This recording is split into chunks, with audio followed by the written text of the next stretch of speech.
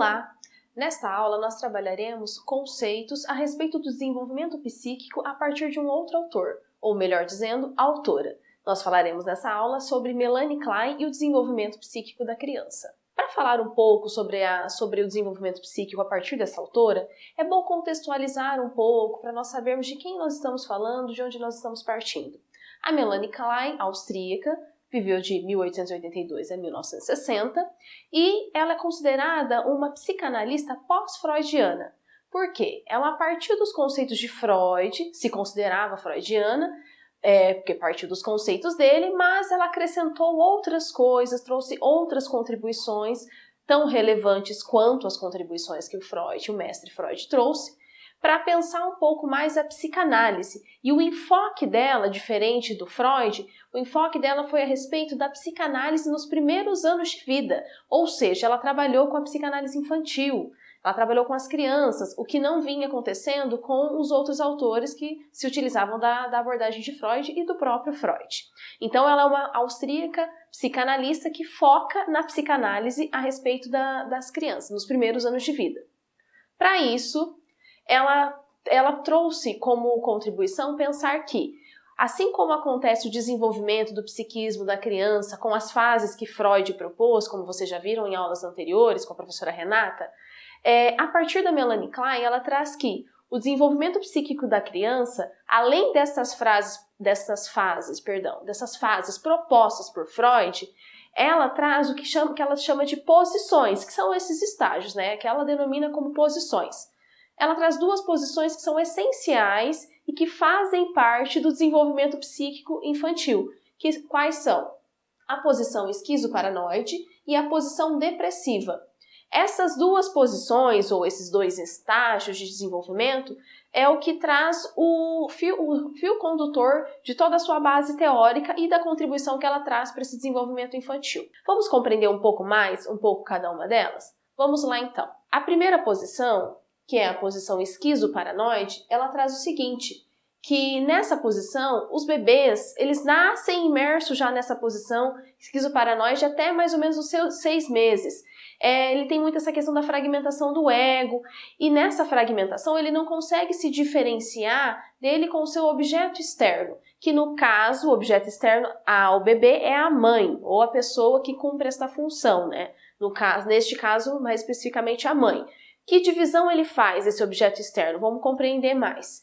Se ele se compreende enquanto ser e não consegue diferenciar muito bem e dividi-lo em suas ações, esse objeto externo para ele, que é a mãe, mais especificamente nesse caso, nessa posição, o seio dessa mãe, ele traz pra gente o seguinte, ele tá numa confusão, tanto que o nome da posição é uma posição esquizoparanoide, em que ele tem algumas angústias, então ela tenta explicar as angústias que esses bebês passam neste momento. Então essa criança faz essa divisão desse objeto externo enquanto o seio bom e o seio mau, que é o que ele chama. O que seria o seio bom? Bom, a criança chora, precisa ser amamentada, a mãe vai e amamenta. Então, aquela que traz a mãe presente, que a gente fala, a mãe que amamenta, a mãe que acalenta, a mãe que cuida, ele entende como sendo o seio bom, porque, na verdade, a criança, quando nasce, ela olha, ele não vê a mãe por completo, ele vê somente o seio.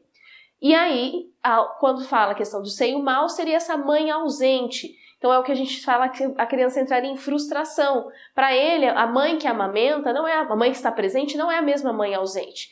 Uma tem uma função de estar próximo, de amamentá-lo, e a outra deixa ele sem essa proteção, é a mãe ausente. Então, neste momento, ainda esses primeiros 6 meses, ele não faz essa divisão.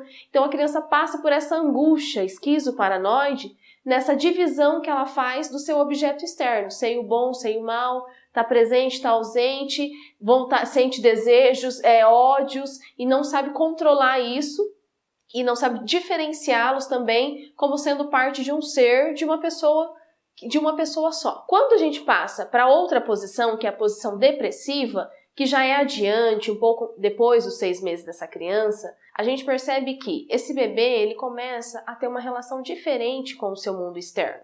Ele já começa a se relacionar melhor, começa a perceber que essa mãe que ele identificava, esse objeto externo, que é a mãe, que para ele se dividia em dois em duas frentes totalmente diferentes, entre o bom e o mal, ele percebe que ela é uma pessoa só que tem sentimentos, que tem momentos, que existem outras pessoas ao seu redor. Então ele passa a se relacionar de uma forma diferente, passa a trocar olhares, trocar falas, se relacionar de uma forma totalmente diferente com esse mundo externo.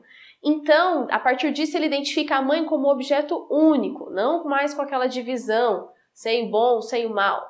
E com isso, ele começa a sentir uma angústia por ter tido desejos ruins de considerar que ela era má, que era um objeto mau, porque não amamentava, né? E ele começa a sentir essa angústia, por isso que eles chamam de posição depressiva. Começa a temer a perda desse objeto.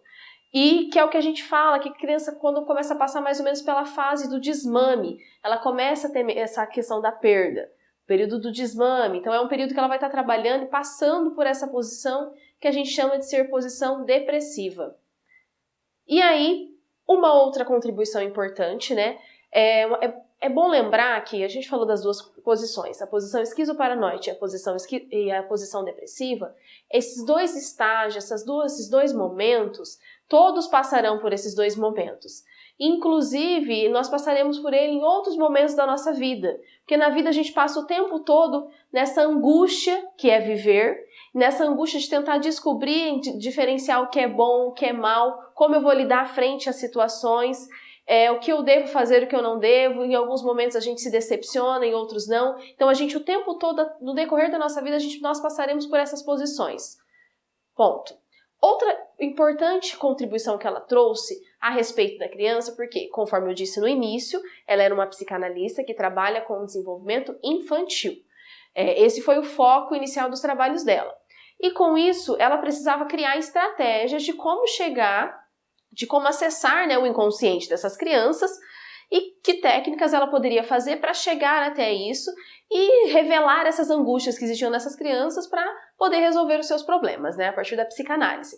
E ela utilizou a partir da brincadeira, a partir do brincar, uma forma de conseguir acessar o inconsciente, acessar as angústias dessas crianças. Por quê? Através da brincadeira, do brincar, a criança consegue verbalizar as suas angústias. E o brincar passa a ser para ela uma técnica para acessar esse inconsciente. Quando a criança está brincando de faz de conta, está conversando com o outro, falando consigo mesma, com os seus brinquedos, como ela age, a forma como ela lida, como ela resolve os seus problemas em jogos, tudo isso ela passava a observar essas reações das crianças e ela dizia que a forma que a criança brincava, o que ela verbalizava brincando, era a mesma coisa que o adulto falava quando estava deitado no divã e o psicanalista fazia suas perguntas, né? Então ela percebeu que a partir da brincadeira ela poderia acessar o inconsciente dessa criança. Então a brincadeira para ela não era somente uma coisa lúdica, uma forma dessa criança se distrair. Mais do que isso, virou uma técnica para que ela pudesse acessar o inconsciente deles. Bom, pessoal, e aí ela traz o seguinte, o Lucchesi traz pra gente que a Melanie Klein, a partir dos estudos de Freud, ele deu curso à sua compreensão sobre o significado do brinquedo para a criança, constituindo um corpo de conhecimentos teórico e prático sobre o entendimento e o uso de brinquedo como recurso de cura e de desenvolvimento da personalidade da criança. Então percebe que ele traz que a brincadeira, o brincar, o brinquedo foi além da questão lúdica. Para ela, uma psicanalista, ela conseguiu focar nisso para acessar o inconsciente e trazer possíveis soluções para as paranoias e psicoses dessas crianças, que essas crianças poderiam vir a desenvolver ou estavam desenvolvendo naquele momento.